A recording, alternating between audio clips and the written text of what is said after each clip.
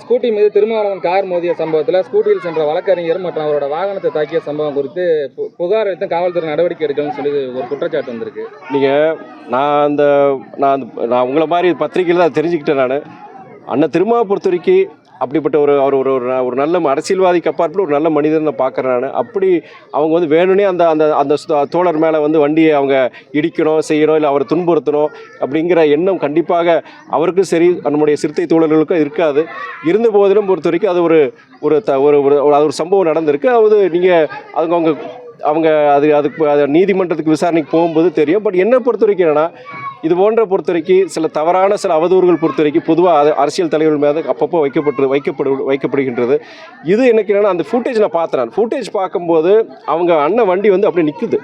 அந்த நபருடைய வாகனத்தில் மோதாமல் நிற்குது. அதுக்கப்புறம் வாக்குவாதங்கள் முத்தி போய் அதுக்கப்புறம் ஒரு கைகலப்பு ஆயிடுது.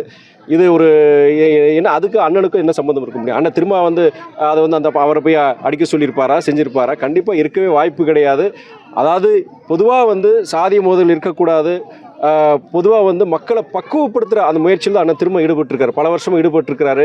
நல்லா படித்து வேலைக்கு போங்க, வேலைக்கு போய் சமுதாயத்தில் முன்னேறி உங்களுடைய இதை நீங்கள் காமிங்கன்னு அண்ணன் திரும்ப பல இடங்களில் சொல்லியிருக்கிறாரு. அப்படிப்பட்ட ஒரு நபர் இது போன்ற செயல்களில் ஈடுபட்டிருக்க மாதிரி என்னுடைய கருத்து.